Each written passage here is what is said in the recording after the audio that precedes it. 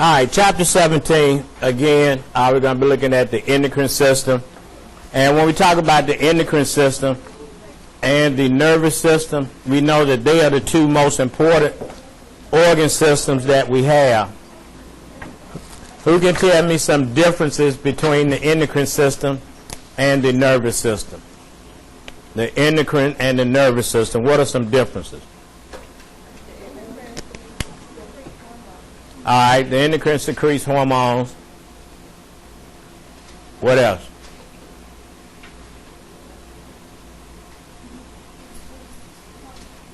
Nervous system responses are much quicker. Endocrines are more longer acting on the target structures. The response time is quicker with the nervous system than it is with the endocrine system. The hormones or the endocrine system deals with chemicals. The nervous system deals with neurotransmitters that are also chemicals other than hormones. All right, the endocrine system secretes their product directly into the bloodstream. But you have endocrine and exocrine. Exocrine, they submit their stuff into ducts, and they travel from the ducts to the glands, okay? But they all have an effect on a what? Target structure.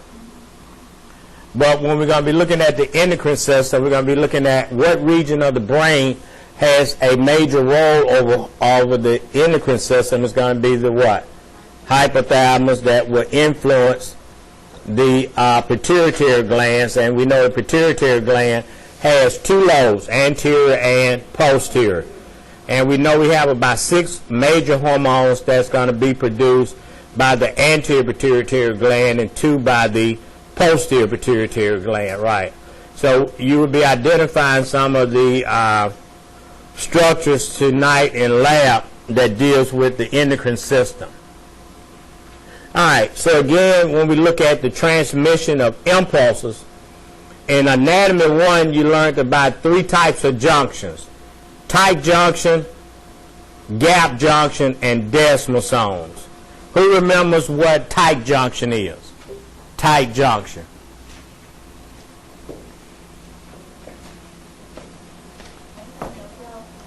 Huh?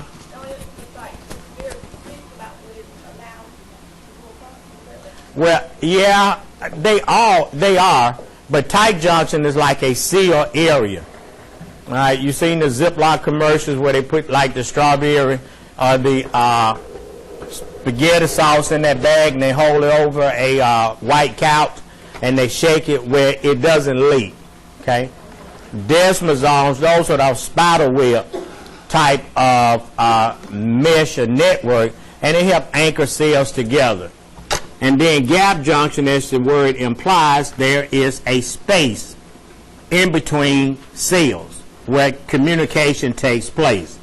And we just talked about in chapters 12, 13, 14, 15, when we look at a synapse, and we know we have a physical space in between cells that interact with each other in terms of pre and post.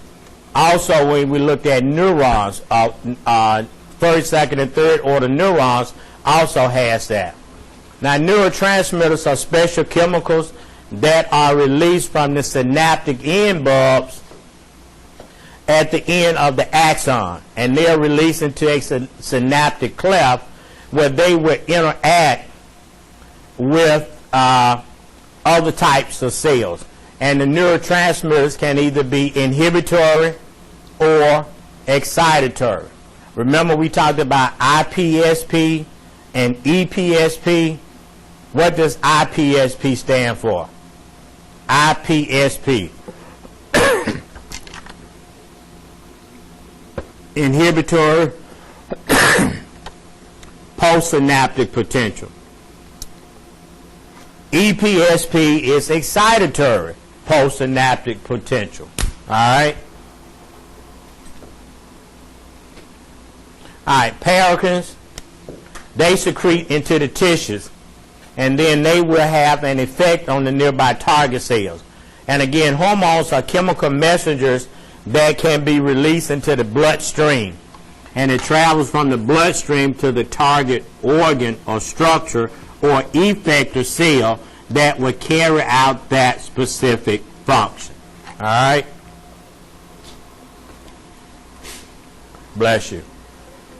All right, endocrine, again, they secrete their products into the bloodstream. From the bloodstream, it travels to a target organ.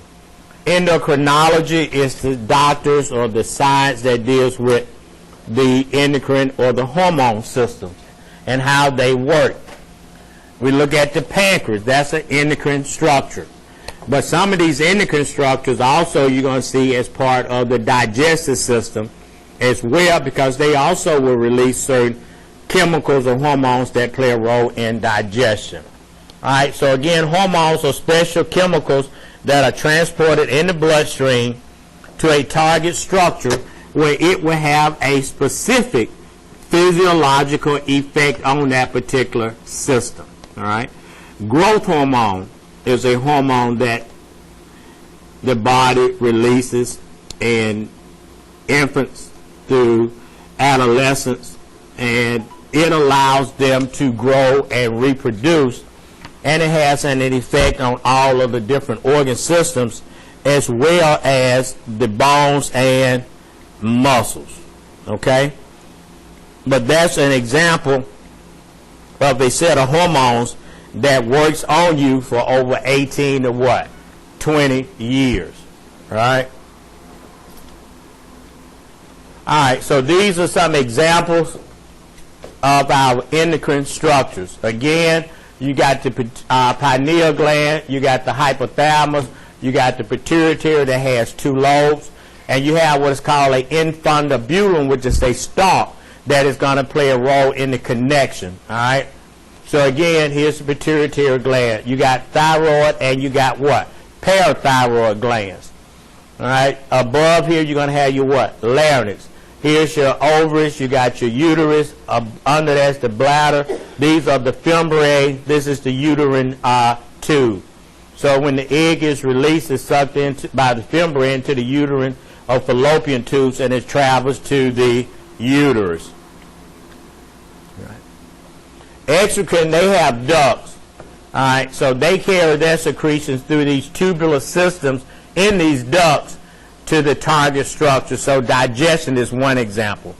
When you took Anatomy 1, I can't remember if it was chapter 5 or 6, but they talked about the different glands, sweat glands, mammary glands, and either they were acinar, if they were tubular, multiple, singular from that standpoint.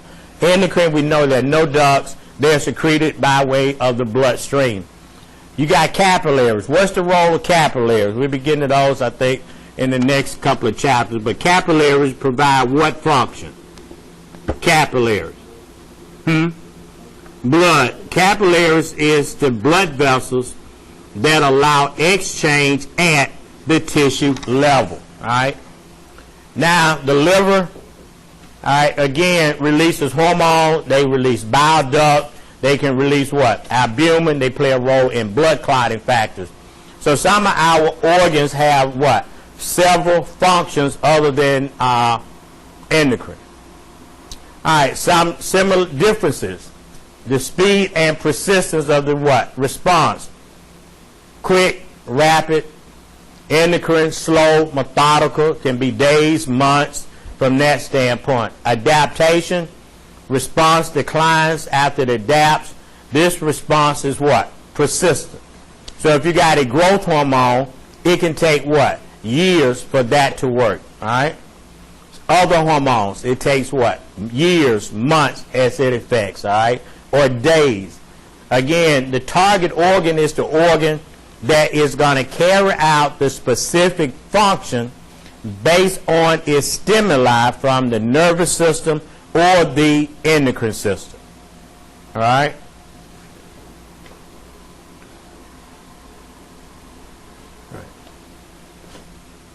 All right, we look at some of the hormones and neurotransmitters. ADH is an anti-diuretic hormone. So when you hear the term anti-diuretic, what do you think about? Antidiuretic hormone.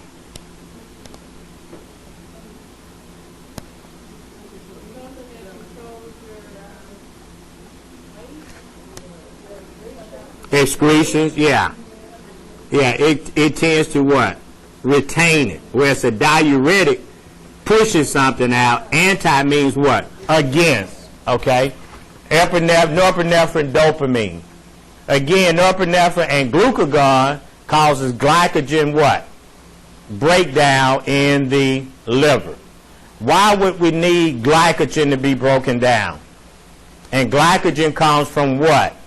And what processes puts glycogen into the liver? Huh? Yeah. Such as? Sugars, starches. All right. So, why is glycogen stored in the liver? What process would put it there?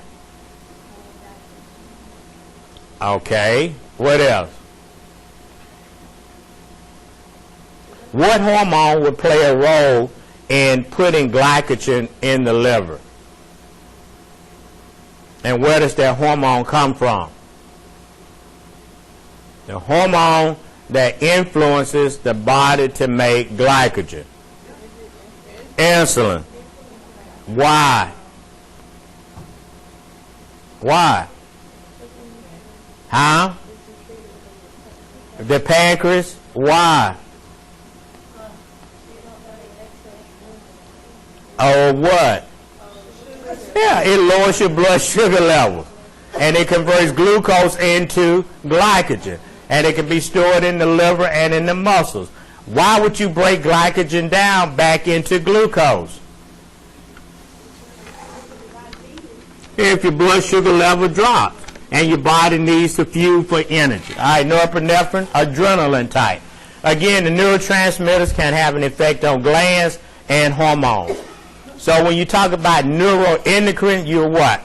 Looking at the nervous system and the what? Endocrine system. Now remember, there's a hormone that is produced by what gland that is influenced by the nervous system, and it plays a role in positive feedback.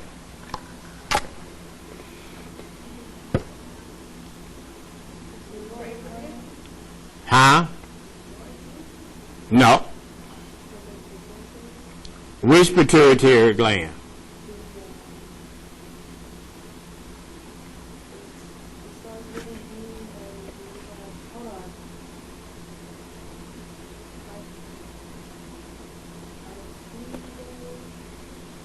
It's the posterior pituitary gland, and it's oxytocin. And oxytocin has to interact with what other hormone for breast milk production? And prolactin comes from what pituitary gland? Yes. Okay. Neuron-like cells that secrete what? Oxytocin. And again, the target cells are the ones that will what? Be influenced either in a positive or a negative way by what? Hormones. What's an enzyme?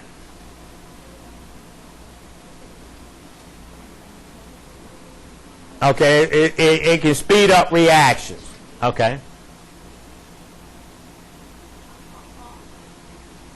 So enzymes can influence a hormone to make it what? More active. All right? A lot of things that the body makes, it is made in an inactive form. But enzymes play a role in breaking it up to activate it in order for it to carry out its what? Function. And somehow digestive enzymes are related to this process. All right? So again, look at table 17.1. It just shows you a comparison between both the endocrine system and the nervous system. All right. So this just shows you a neuron the neurotransmitters that's being released, and the target cells that it is going to affect. The bottom one is looking at the endocrine cells that's supporting it through the bloodstream and is going on to a what? Target cell. All right, again, let's look at the anatomy. Where's the hypothalamus? All right, within the walls of the floor of the what? Third ventricle, all right? It's the regulator of what? Temperature, satiety, anger, aggression, our sex drive, childbirth, all right? So the hypothalamus basically controls both lobes of the pituitary gland, both the anterior and the posterior, okay? And this is going to be regulated by hormones. The hormones can either be what? Stimulatory or inhibitory. That means it's going to either turn it on or it's going to what? Turn it off. Right. Who remembers where the sella turcica is?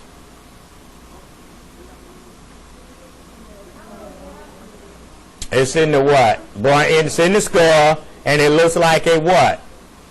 Horse saddle. Yeah, right. So that's the location of it. Again, it has a stalk. I told you the infundibulum that forms a what? Connection.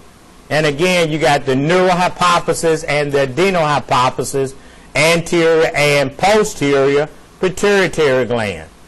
And the reason why you have the neurohypophysis is because you got nerves that stimulate the posterior pituitary gland to release what?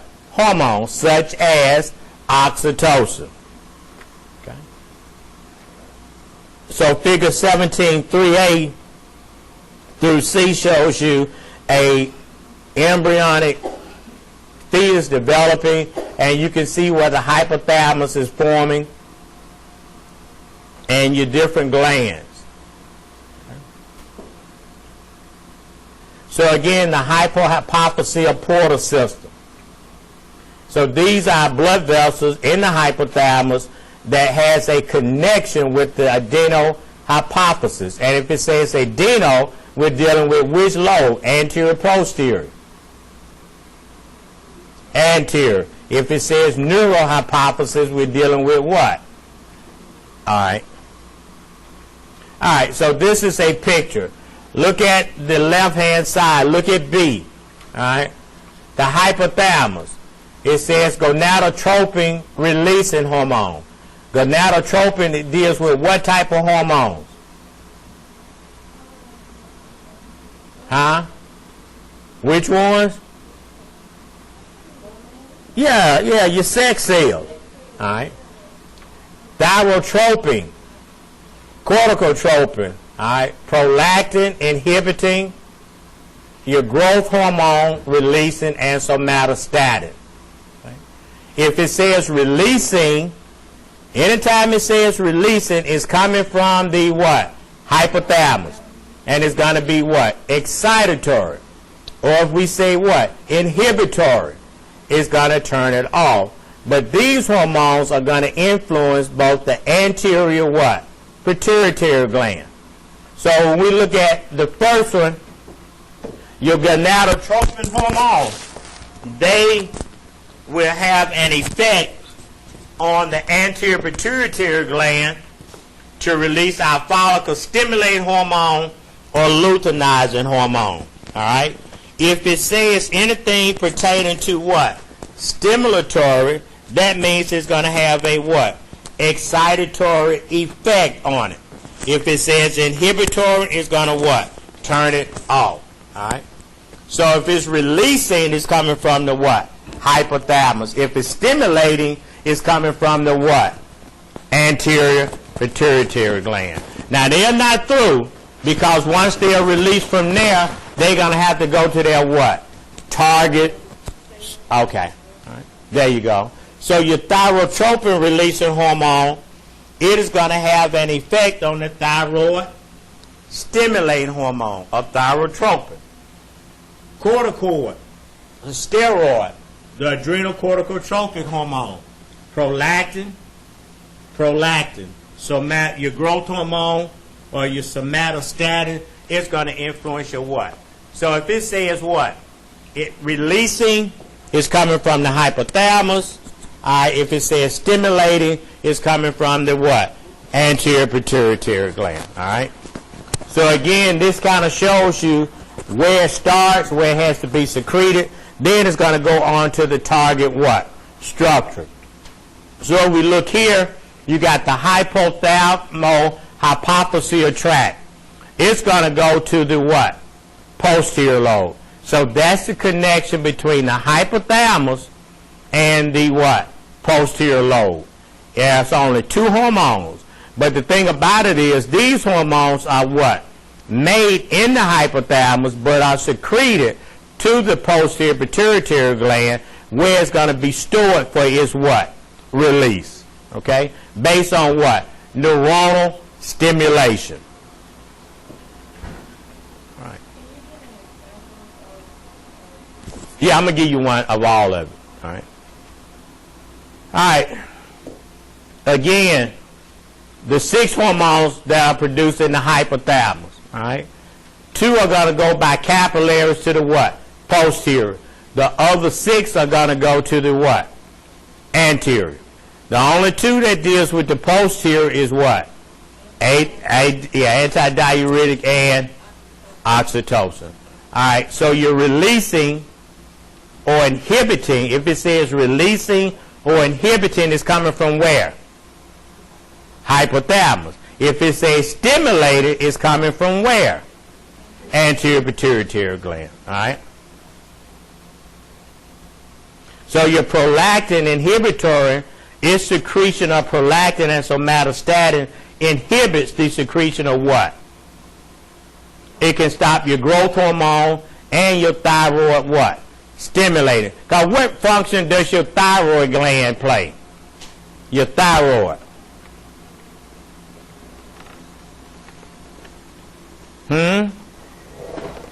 Well, when people say I got an overactive or underactive thyroid gland, that's why I can't lose no weight, or that's why I don't gain no weight. Okay, your metabolic what? Activities. Okay? Question.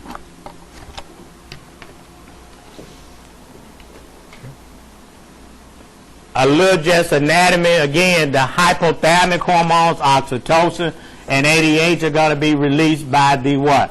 Posterior pituitary gland. All right? So it comes from the paraventricular nuclei of the hypothalamus or the supraoptic nuclei to produce ADH and what? Oxytocin. So these are the regions in the brain that's going to be responsible for the production of these 2 sets of posterior pituitary gland hormones. Okay? ADH and oxytocin. All right, the table is going to tell you if you got your thyroid or thyrotropin releasing hormone, it goes to the anterior pituitary gland. It causes your thyroid stimulating hormone to be released, and also it can affect what? Prolactin, because it's going to interfere with what? Breast production and also your metabolic function, right? Here again, your gonadotropin, it causes follicle stimulating hormone or your what? Luteinizing. They in turn will go to the what? Testes or the ovaries. And they both will go there, depending upon the site they're at, will have an effect on their role in terms of egg production, sperm production, or our secondary what? Sex characteristics. Okay. This is just a histological view of what those cells look like. All right, so again, now the anterior lobe is going to synthesize and secrete 6 principal type of hormones. So if my follicle stimulating hormone is going to be released, what's the name of the hormone coming from the hypothalamus that's going to go to the anterior pituitary gland to cause FSH and LH to be released?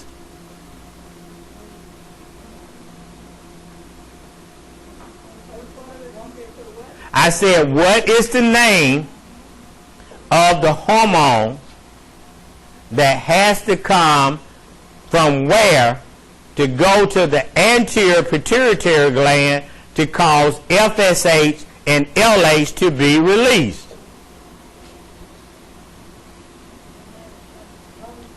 Huh? Come on, ladies. Ain't no men. Come on. Gonadotropin what? All right then, if it's gonadotropin releasing hormone. That is going to cause FSH or LH to be what? Released. If it's the gonadotropin inhibiting hormone, then it's not going to cause that to be released from what? The anterior pituitary gland. Stimulates the secretion of the ovarian sex hormones. It causes the follicles to what? Ovarian follicles to what? Form to make the egg and sperm production. So FSH goes to the ovaries for what? Egg production. It goes to the testes for what? Sperm. LH, ovulation. It causes the egg to be what? Released. If pregnancy occurs, the body progesterone kicks in, because once it gets to the ovaries, FSH and LH has to have an effect on two of the set or three of the set of hormones. Right or wrong? What are the two of the set of hormones? Of the three of the hormones. Thank you. Estrogen and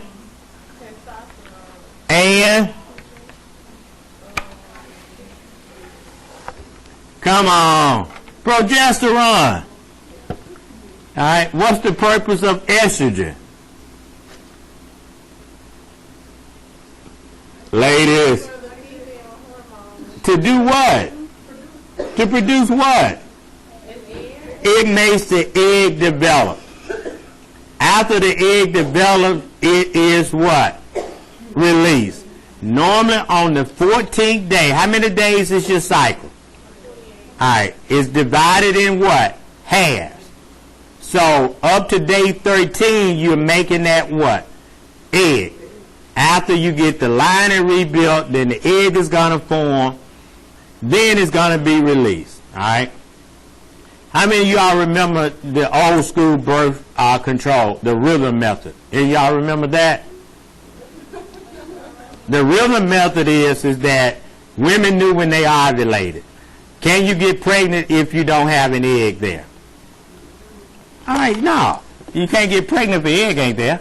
So women knew when they ovulated, and they knew if an egg was not there, pregnancy could not take place. The only thing about it is sperm can live in there for up to 3 days after it's deposited. All right, so you got to know and time that right. But after ovulation occurs, what is the role of progesterone?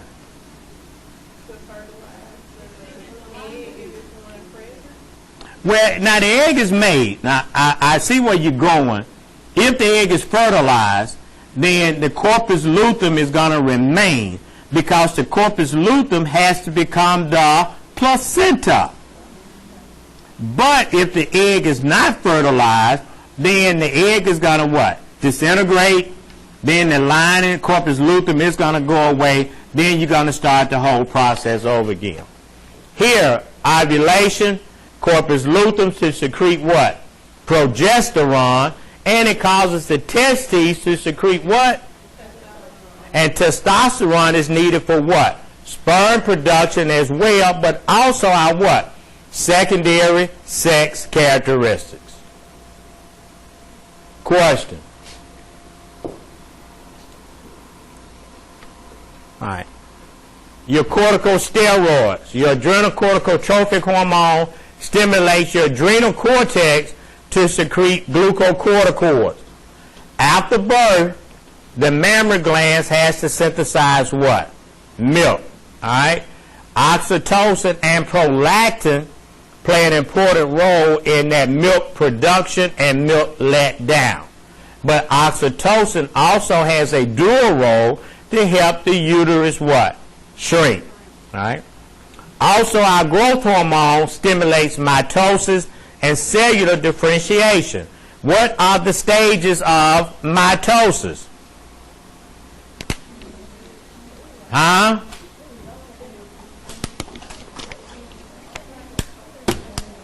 Prophase, metaphase, anaphase. What is anaphase? Interphase. What is it? No. No. Telophase is when it splits. What's interphase? Lining up is metaphase. When they what? Interphase would be when they develop. What develops? The embryo. Well, What did you say, ma'am? I was saying it's when the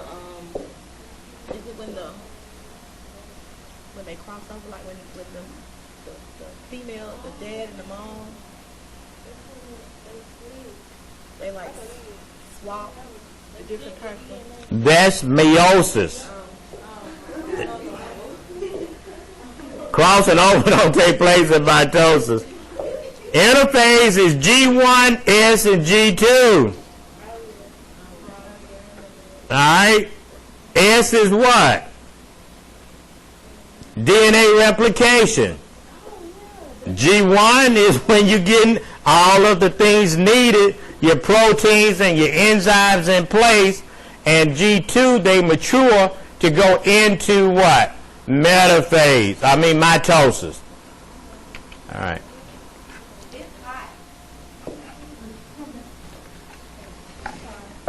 I appreciate that, because you just went out there, you just got you something to drink. You ain't got to come here and announce it's hot. If you're hot, stay outside the door. All right. Principles of hormones. Again, the hypothalamus. You got your thyroid, what? Releasing hormone. You got your gonadotropin, what? Releasing hormone. Your corticotropin, releasing hormone. And your growth, what? Releasing hormone.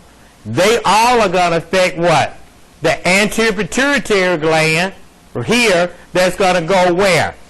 Prolactin, mammary glands, your thyroid stimulating hormone to your thyroid gland, FSH, LH to the testes or the ovaries, your adrenal cortex, here your growth hormone, your muscles, your bones, your liver, any part of the body that plays a role in you what?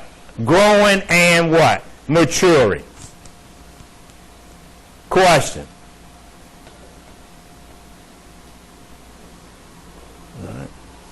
It's important that you know that, because on Monday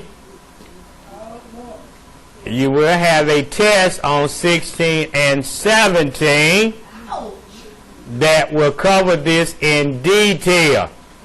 Alright, so figure 17.48 just shows you the anatomy of the endofundibulum and the paraventricular and supraoptic nuclei that produces what? Oxytocin and ADH on its way to the posterior pituitary gland. Alright? Alright. Let's take 5. Alright, ADH and oxytocin are the hormones that are produced by the posterior pituitary gland.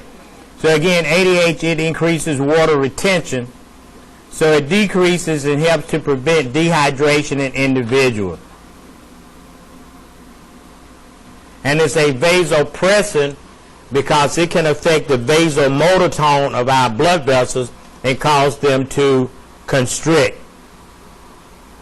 All right, again, oxytocin, labor contraction, milk flow during lactation.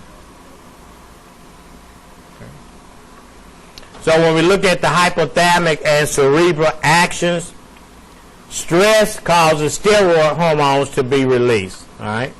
And pregnancy plays a big role on how stress can influence the pulling of nutrients from the mother to take care of the fetus. Okay? But again, during pregnancy, it can trigger prolactin secretion.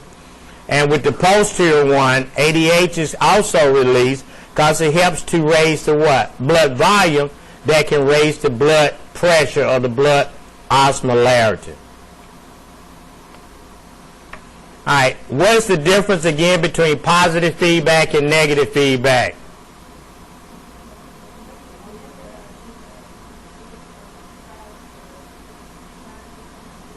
Okay, it tries to what? Reset itself. All right. So anytime your body makes enough of something, it has to turn it off. Right. So think about FSH and LH.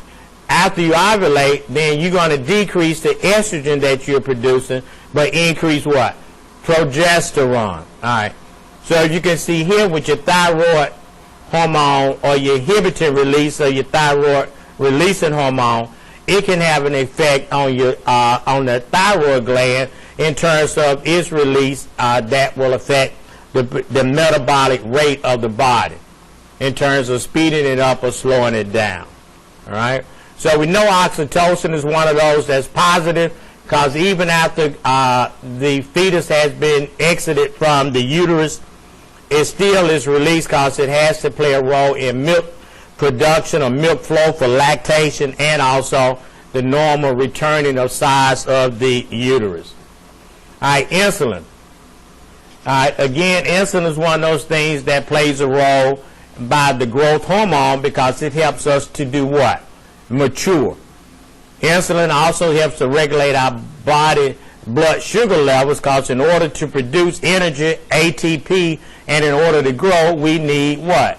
Energy. And you know, glucose is a fuel to help make that what? Energy take place. All right, cartilage and bone, muscle, fat, all of that is important in the normal growth of a individual. Again, protein synthesis, lipid metabolism, carbohydrate, electrolytes. All of these play a role. What is the building blocks of protein? Amino acids. Who can tell me the difference between DNA, transcription, and translation?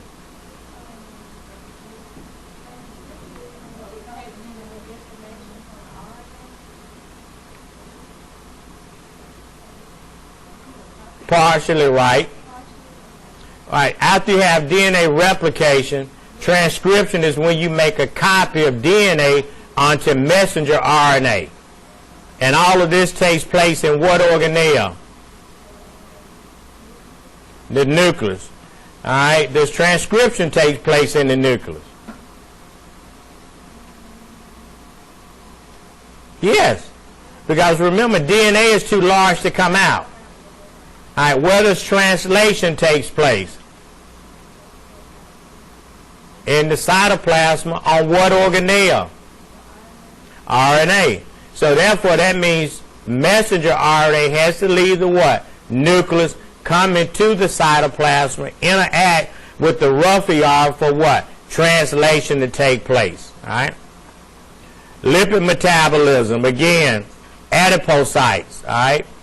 Breaking down of fat, insulation, carbohydrates, energy production, and electrolytes, they regulate our what?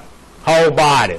Calcium, bone, also with what? Nervous stimulation, sodium, potassium, resting membrane potential, strengthening of bone, chloride ions. All of these play an important role in the growth of a normal individual. Okay? Again, the levels of the growth hormone. As we get to adolescence, the growth hormone levels are going to what? Begin to decrease. All right? So we won't really what? Need those. All right, and then you can look at the percent of body mass or density of things between a 30-year-old and a what? 75. So you can see things are going more to the fat end than to the what? Muscle end. Also, the thickness of bone decreases with what? Age. But it depends on how physically what? Active we are, that all of this can stay what? It may be off, but if you're physically healthy and active, then you can still keep those ranges very close to 30 and 40 from that standpoint. Right. All right, the pineal gland, again, it plays a role in rhythmic activities, correct? Circadian rhythm, daylight, darkness. Now, sometimes they talk about getting your days and your nights mixed up. Melatonin, serotonin, all of these things are released based on the interaction of our what? Days, all right? After age 7, we undergo what? Involution. That means it begins to do what? Shrink, all right? By the time you get to puberty, it's about what? 75% decrease. Because that means you really don't what? Need it, okay? From that standpoint. All right. So again, the pineal gland, it has an effect on seasonal activities. 2 to 3 hours of exposure to bright light every day can reduce the melatonin levels and the symptoms associated with phototherapy.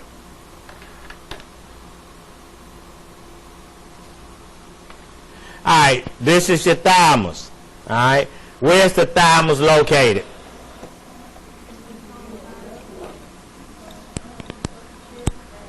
All right, it's under the thyroid gland. It's like above where your what? Heart is. All right. So the thymus gland, and look at it, it plays a role in the maturation of your what? T cells. T cells play a role in what? Your immune system. When we think about HIV and AIDS, you look at your T cell levels, and normally if it progresses from HIV to AIDS, your T levels what? Drop. T cells are part of your white blood cells, all right? You have what are called your B lymphocytes and your T lymphocytes. Your B lymphocytes become your antibodies. Your T lymphocytes, they become your T cells. You got helper T cells, you have suppressor, you have killer, and you have delayed hypersensitivity. And you know, the hypersensitive ones, they play a role in allergic type of reactions or things that we may be what? Sensitive to. All right, when you see the term mediastinum, you think about the what? Breastbone. And that's like the midline, all right? So you secrete thymopoietin, thymosin, and thymolene. All right, they also play an important role in the lymphatic system. The lymphatic system plays a role in our what? Immune system. Okay. Here's your thyroid gland. The isthmus is the region that separates the right from the left lobe of the thyroid gland. And built in the thyroid gland, you got 4 what? Smaller glands called the parathyroid gland. All right. So they will play a role in regulating our what? Functions. Now, thyroxine is T4. It regulates and is influenced by the body's iodine. But it plays a role in our metabolic activities. O2. You think about what's the importance of oxygen? Oxygen. Most of the time when they, ER and they carry you to the treatment room, they normally hook you up to what? And normally if you're in a room and after certain procedures, they hook you up to what?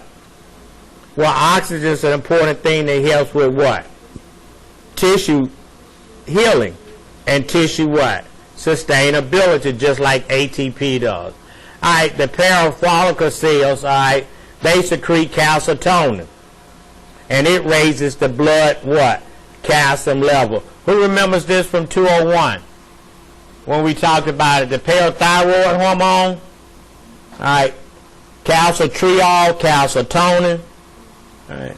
So calcitonin will be released under what circumstances? If your blood calcium level goes down. What's the difference between osteoblast, osteocyte, and osteoclast? Okay? No. Osteoclast is like our what? Your mature bone cells. All right? Right? Yes or no? No, osteoclast breaks it down.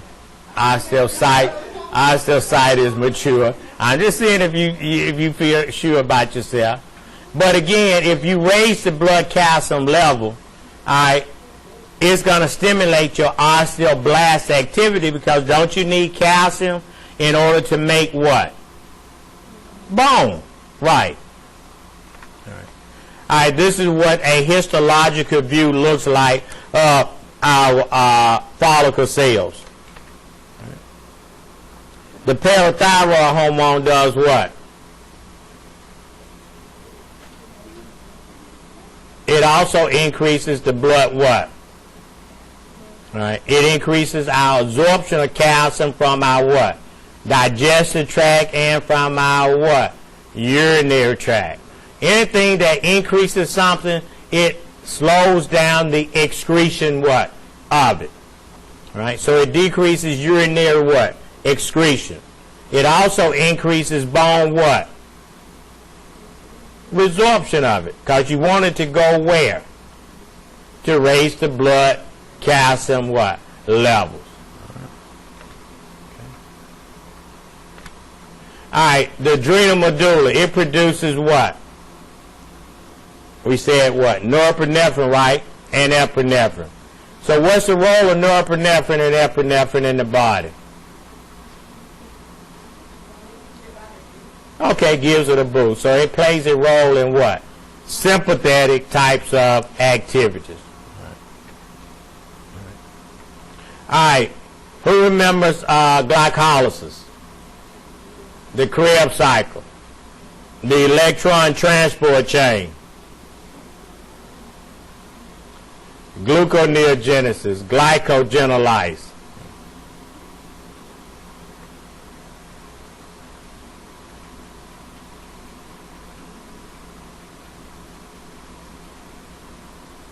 Alright, they said epinephrine inhibits insulin secretion. So it has a glucose sparing effect. How does that work? If the blood glucose level is elevated and epinephrine is preventing insulin from being released, why? Because insulin has what effect on glucose?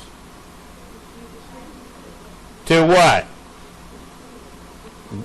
Glycogen, we said that what? Earlier, and it stores it. But if it's not going to do that, then it increases what? Heart rate, blood pressure, blood flow to muscles. Why is all of this going on? If it's under a sympathetic attack. The sympathetic portion of the autonomic nervous system helps you why? How? Fight or flight. How can you have fight or flight if you don't have energy to involve in fight or flight? So if my glucose levels is being converted to glycogen, then I'm taking glucose out of the what? Equation. Then I'm not able to produce enough ATP to generate this what?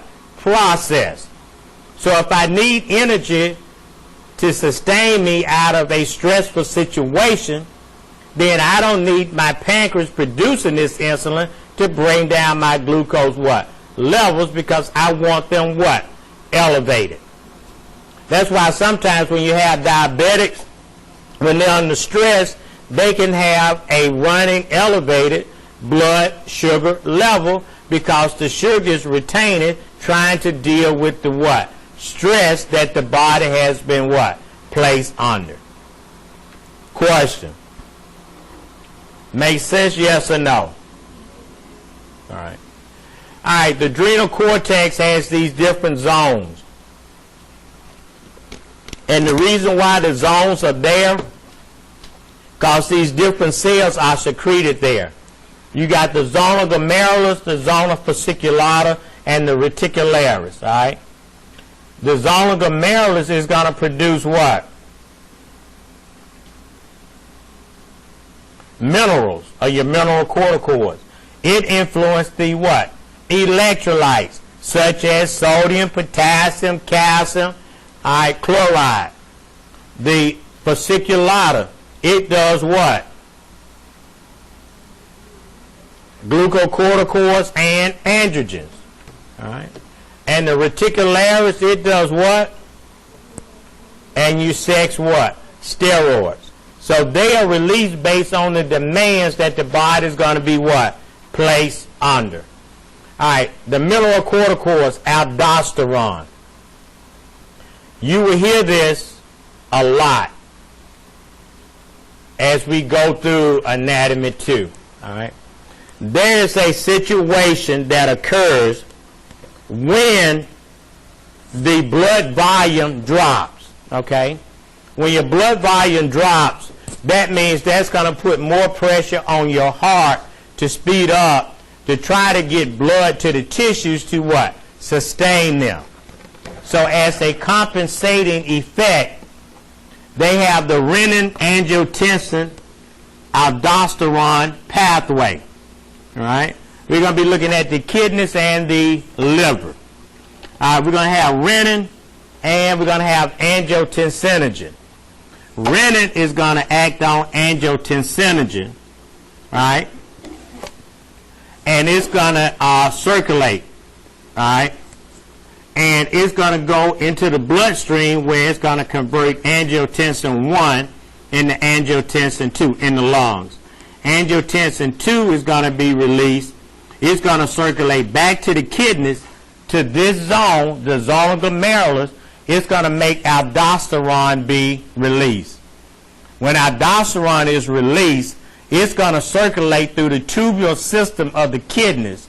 It's going to tell the kidneys to urinate out potassium, but to reabsorb your sodium. Then sodium is going to go back into the bloodstream. But the reason why that is going to happen, because wherever sodium goes, water is also going to what? So if the sodium is going back into the blood, then water is going to go into the blood. That's going to raise my blood what? Volume. That should raise my blood pressure. That should slow and regulate my heart what? Rate. When the last time you all been to the movies? Anybody been to the movies lately? Right. Anybody just eat popcorn at home? Right. How many of y'all eat a bag of popcorn and don't get something to drink with it? Never. Because what's on the popcorn?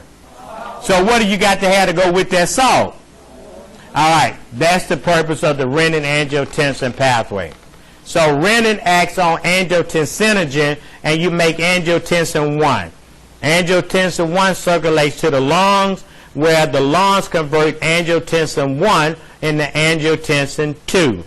2 circulates back to the kidneys, to the adrenal cortex, to the zona glomerulus. It acts on the mineralocorticoids to make aldosterone be released. Aldosterone is a sodium-sparing hormone and a potassium what? Excreting. So therefore, by raising the blood volume, we raise the what? Blood pressure. Now, if for any reason we have too much fluid on us, then the heart, which is also a endocrine structure that will release a hormone called the atrial natriuretic peptide. What it does is it causes the body to hold on to the potassium and excrete the sodium when we have congestive heart failure, because it causes swelling. And congestive heart failure can lead to pulmonary edema, which is fluid on our lungs. So the atrial natriuretic peptide makes us want to what? Pee. If it makes us excrete the sodium, then wherever sodium goes, water is going to what? Go. And that should decrease the swelling in our lower extremity and in our what? Heart. It doesn't work like that. This is the body's compensating way. But you have to admit these people, put them on IV laces and things like this to get that fluid what? Down. And some of our diuretics are sodium or potassium sparing types of what? Diuretics. All right? So sometimes our patients can be on a diuretic and it may cause cramp because it can cause a electrolyte imbalance. All right, the glucocorticoids, again, regulates our what? Metabolic activities, cortisol, corticosterone, fat, and protein what? Breakdown. Gluconeogenesis, glucose can form from what? Amino acids. So if we don't have sugar to get us started with, we can make it from this, breaking these two things down. They can go into glucose, into the bloodstream, and they play a role in what? Tissue repair. Anti-inflammatory effects. What are the cardinal signs of inflammation? Redness, swelling, heat, redness, loss of function. But they can suppress what? The inflammatory what? Process by releasing these what? Steroids. All right? Androgen and estradiol, again, easy, our what? Sex hormones. Again, our secondary what? Sex characteristics to help make us what? Testosterone. It also plays a role in what? Body mass, bone production, things of that nature.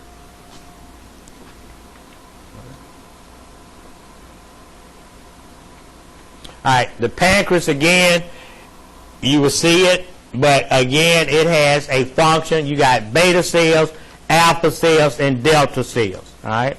What's the purpose of the beta cells? Look it up. What's the purpose of the delta cells, and what's the purpose of the alpha cells for the pancreatic Langerhans or islet cells? The pancreatic islet cells. What do they do? What does the beta cells do? It secretes insulin. What does the alpha cell secrete?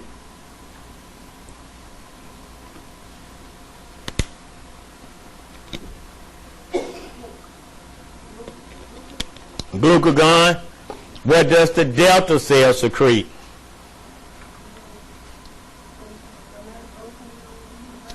Your growth factors, all right?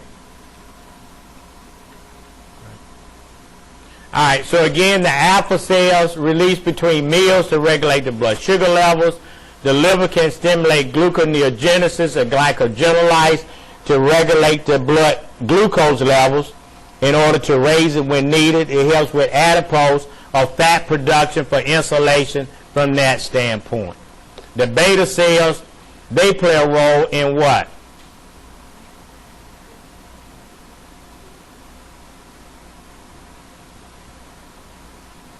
They play a role in synthesizing, converting glucose, helping it into what? Glycogen in order to store it in the body. When these hormones are not working properly, we end up developing diabetes or diabetes mellitus. Okay. D cells, they kind of suppress and they regulate what? Both. So they can play a role in insulin and or glucagon production depending upon what the body needs. When we talk about hyperglycemia and hypo, what is hyper? And what's hypo? Can either one put you in a coma? Yeah. This Cecily shirt. What's that, baby? I'm the deed of the house. You got to do the house a lot more than that. Which one? It's on my desk. It's that big kid's key number 28. It's 28AA. It's on my desk. All right? A lot of times when you look at the signs and symptoms of both, they kind of overlap. But if it drops too low or goes too high, it can put you into a what? Coma. All right? All right, let's take 5 and we'll finish up. All right, again, ovarian testes, again, the gonadotropin hormones, your exocrine produce whole cells, that's the egg, and that whole egg is released and it's going to be sucked into the fallopian or the uterine tube. So again, estradiol, progesterone, inhibit ovarian hormones, androgen, estrogen, testosterone, and inhibin are also part of our testicular hormones. All right, this is just a histological view of a section of the ovaries where you see the egg at. You can see the granular cells, you see the theca, and you can see where it's going to be released at. All right, the corpus luteum we talked about. If pregnancy does not take place, if it does take place, the corpus luteum is going to come the placenta. All right, but if it doesn't, progesterone is going to be secreted for about 12 days after ovulation. All right, and then the corpus luteum will secrete the hormone inhibin. You got estradiol and you have progesterone again. Again, they regulate the menstrual cycle. They help to sustain pregnancy, and they play a role in female lactation. All right, the male hormone, your seminiferous tubules, you have the testicles, you have the lineage or the interstitial cells. They help to produce our secondary sex characteristics. They play a role in our sex drive. All right. So again, they help to regulate sperm production. When you are doing, let me see if they show you. In the males, when you're doing the hernia exam, you always make sure you go on side of the scrotal sac and you push the cord up into the inguinal canal and you tell the men to cough. Tell them right and left. If they have a hernia, it'll push down on that abdominal wall and it'll protrude into that inguinal canal, and you can feel it pushing on your finger. Huh? Yeah. Huh? No. The male stands up. You go on side of his testicles. And the skin, you push on the side of the skin and you push straight up into the inguinal canal, and you push into it and you tell him turn to the right and to the left and tell him to cough. When he coughs, the abdominal wall pushes down, and if there's a tear, you can feel it. Right. Okay? What? All right. So, I don't know what y'all talking about. All right, so the liver, again, you got the angiotensinogen and your erythropoietin. Now, majority of the erythropoietin is going to be produced by the kidneys. That's the hormone that produces red blood cell production. The other 15% comes from the liver. All right. Also, you got the calcidiol is being secreted and produced, and we got our angiotensin too. All right, again, renin, angiotensin, erythropoietin. We talked about this. You also got calcitriol, helping to make vitamin D to increase calcium absorption. That's why we tell our people to get out, walk. Sunlight is good for you. It helps to what? Vitamin D, which helps calcium absorption, to help for what? Bone. All right. The heart, again, we talked about the natriuretic peptide, and it is produced when we have an increase in what? Blood volume. So instead of turning on the renin angiotensin, it wants to turn it off, because that one wants to retain water, this one wants to excrete water. All right. So again, it also plays a role with the stomach, and then the intraendocrine cells that coordinate cholecystokinin, gastrin, different peptides for digestion to take place. Adipose tissue, again, leptin, osteocalcin for insulation. Now we know that as we mature and get older, a lot of the internal cavity of bone can convert to what? Yellow marrow instead of the what? Red marrow. Again, the placenta, it secretes estrogen and progesterone in terms of maintaining fetal growth and development. All right, these are just some of the breakdowns of your steroids, your monoamines, what they are, dopamine, epinephrine, and a lot of these are just going to be important when you look at the pharmacological components and makeup of your drugs as you look at them, okay?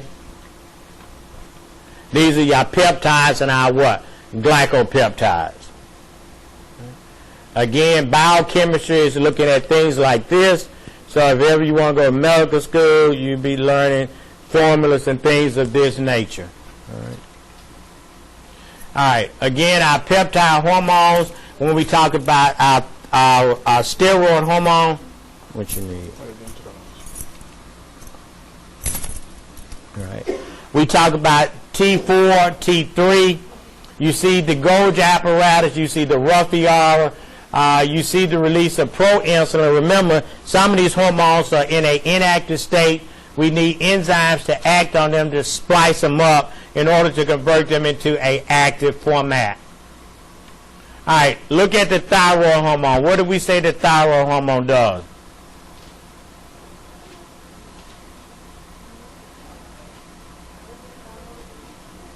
Thyroid. Not the parathyroid, but the thyroid.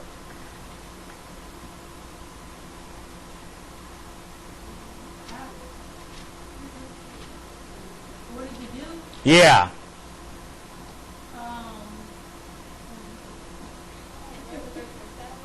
Yeah, it helps to regulate what? Metabolism, all right? And to increase or to decrease our metabolic what? Rate, all right? And these are just some pictures of the different cells that play a role in the synthesis and its what? Secretions, all right? These hormones can be hydrophobic or they can be hydrophilic. Does that determine how they will get into or get out of a cell? If it's hydrophobic or hydrophilic. Yeah, I mean, because some things are water soluble, they have to what? Be attached to something or go through what? Your protein channels. Hydrophilic, those things can what? Absorb readily what? Through the membrane. So some of them have to be bound and some can enter the target cell in a what? Unbound state. So we have albumin, which is a protein. We got thyroxine binding globulin. So they circulate and make up about 99% of the proteins that are bound in the thyroid gland or dealing with our thyroid hormone. We talked about aldosterone. That's what we say aldosterone does. Aldosterone. And what is it secreted at?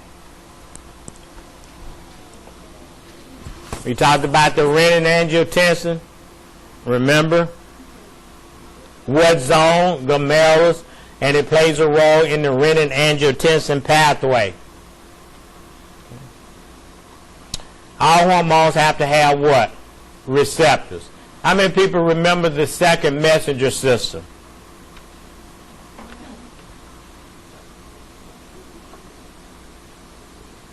Y'all don't remember from 201? Remember, the hormone binds to a receptor on the outer membrane. It activates the G protein that activates adenylate cyclase. It moves along the interior of the membrane. It converts ATP into cyclic AMP. That then becomes the second messenger. It goes deep into the cell, and it takes an inactive kinase and activates it to make it an active what? Enzyme that can go through transcription, translation, or digestion. But remember, all enzymes are specific for a what? Substrate. Receptors are going to be what? Specific for a chemical what? Messenger bind in. When they say the word saturation, what do you think it means? Saturation. Yeah, I'm not going to say overload. They're maxed out. All right? So then always something else can take place if something has to be what? Released or taken out. Correct. Okay?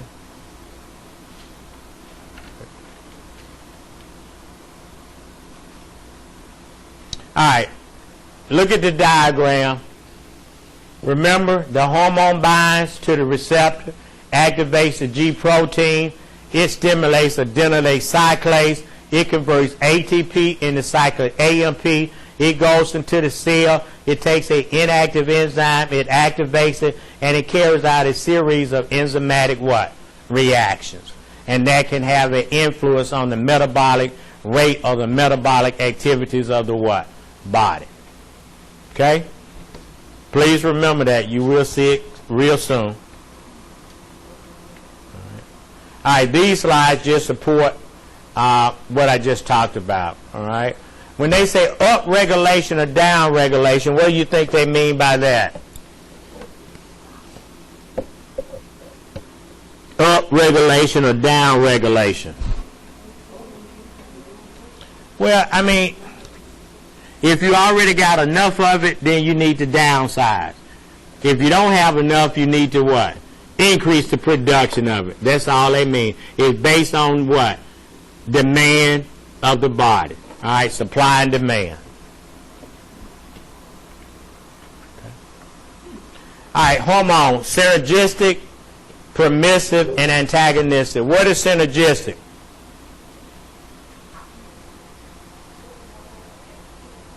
All right, to get maximum what? All right, FSH and testosterone can work together for what? Sperm production. What is permissive?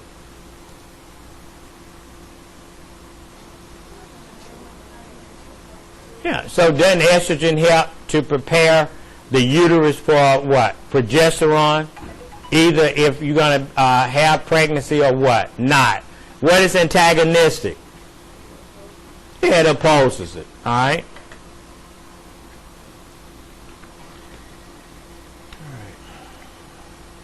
All right, what is our metabolic clearance rate? Oh, think about it. They do what? When they measure your body mass index, why do they do that?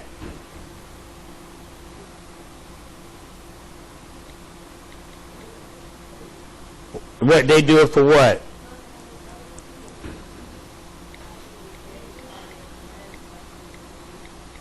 All right, and by knowing your body mass index, what did that tell you? I mean, does it help you in terms of dieting, things of that nature? All right. Metabolic clearance rate, it measures how long it takes to clear hormone from your what? Bloodstream. All right. Is that important? Yeah. It's also important with certain medications. A lot of, like aminoglycosides, they do what are called peaks and troughs. Aminoglycoside is a form of antibiotic, but they test it to see the peaks and troughs. If it's still high, you don't need another. If it's too low, then they need to what? Give it to you. All right. All right, we talked about stress, but you got alarm, stage of resistance, and what? Exhaustion. What do you think the alarm reaction is? The alarm reaction. Well, it prepares you to get ready for an emergency type of what? Interaction. What about resistance?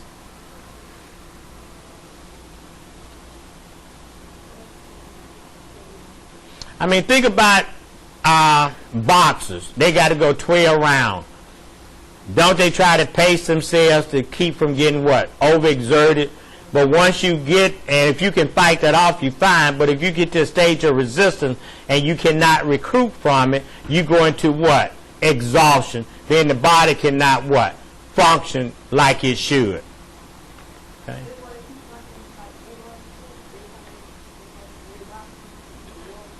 Well, yeah, they keep going back to the corner to get them time to get rejuvenated. But they don't really drink. They drink a little because they're losing a lot of fluids. Okay, from that standpoint. But it's the same thing with marathon runners. They grab water along the site to keep what? Hydrated. All right. So again, the alarm reaction, epinephrine, norepinephrine, aldosterone, angiotensinogen, all of these play an important role in regulating our sodium and water levels. Because anytime the blood volume is down, that puts a lot of excessive work on the what? Heart. And you have to maintain it, because if not, what's going to happen? I mean, think about it. Can you outrun a aggressive bear? All right, because eventually, who's going to give out first? All right. But think about tigers and leopards when they chase something. If they don't catch it within those first, 60 to 120 seconds or so, the prey is going to what? Get away, because they have depleted that energy source that they had, so that's going to interfere. So now they got to go what? And recoup themselves and rest to get the energy to go back and what? Hunt again. Yeah, but think about it. They can run 35, 40 miles an hour. Yeah, they can catch you. Can you run 35, 40 miles an hour? All right. And can you do it over a sustained distance? Well, trust me, they can run fast in 2 minutes. All right. And then if you climb up some, they can climb up there and get you. All right. Yeah. Pretty much. Well, now, I'm not. No, that has worked a couple of times. It has worked when they have. They had this case where this bear attacked this lady and her daughter, and it bit down on her and it crushed part of her skull and stuff, and it threw it to the side. But then it got to her daughter, and she could hear it killing her daughter, just crunching the bones, breaking her up, and everything. But it didn't come back at her because it thought she was dead. So a lot of animals, if they think it's dead, they go get something else. Then they'll come back at that they know is there, unless they think it's something else in the vicinity that will come get it and try to what? Eat it. Yeah. Huh? I mean, it is, but you know, some animals, you know, like a snake, you know, a boa constrictor, if it has consumed something, and if it's threatened, it'll throw it up, get out of harm's way, then go back and eat it again. Yeah. Well, I think about it. If you full, can you defend yourself? No. So you're going to try to get that out of you, so you can, if you got to kill that, then you're going to go back and what? Eat it. All right?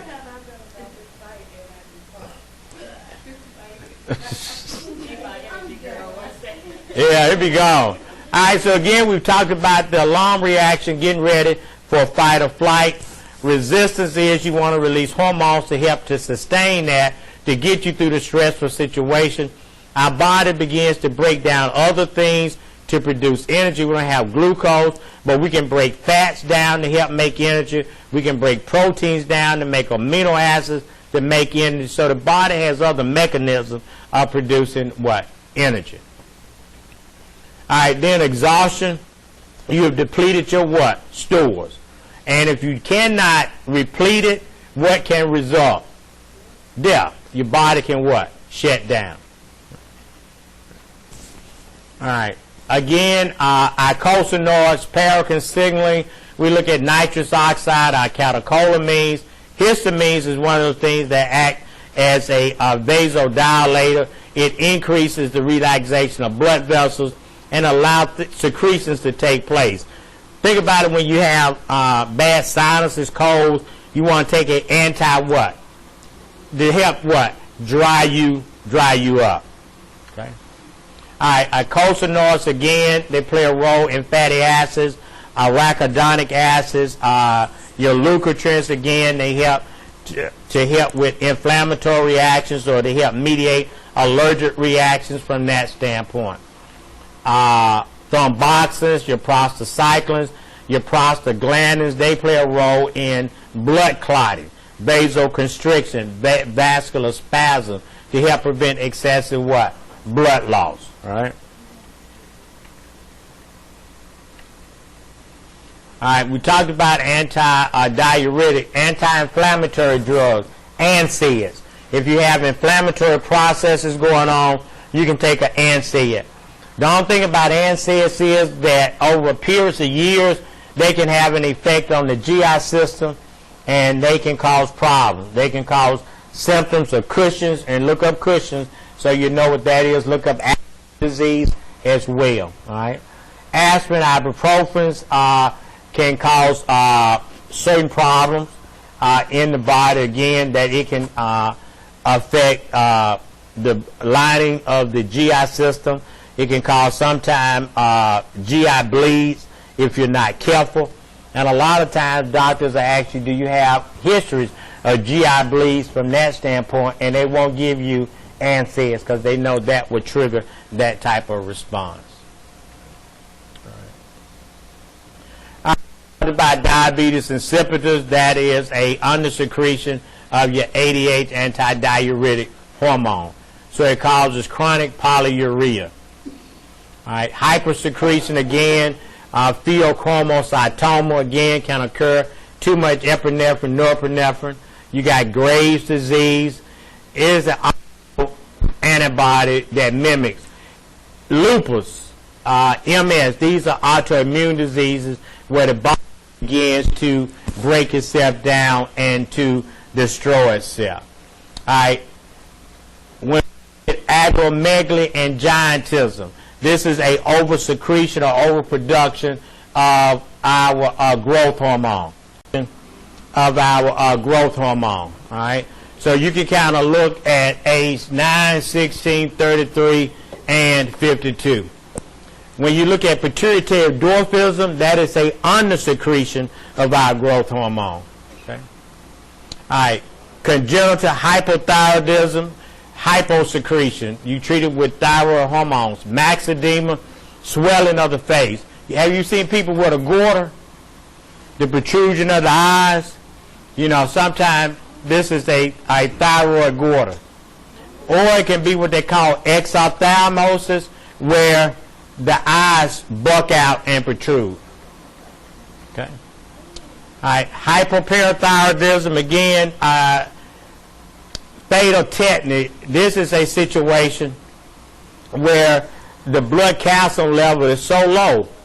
You know, in the model where your larynx is, it can contract, but it can contract independently and it will suffocate you. Yeah. All right. Hyper is too much. You get soft, brittle bone. All right. You can get calcium develops within the renal tubers of the kidneys. All right. Androgenital syndrome. Let's see. All right. That's a Cushing's. All right. All right. So enlargement of the sex organs in children and the early onset of puberty. Masculinization can what? Occur in women. Deepening of the voice. All right. And well, this one is Cushing, right? They got abnormal fat deposits, right? So they get a lot of swelling, a lot of edema, weakening of the bones. Right. Okay. All right, we talked about diabetes, but what do you see? Extensive thirst is polydipsia, polyuria, polyphagia, excessive what? Hunger. So these are the cardinal signs of diabetes. Okay. Type 1, insulin dependent. Type 2 can be non-insulin dependent, but you can still give them insulin along with a oral medication.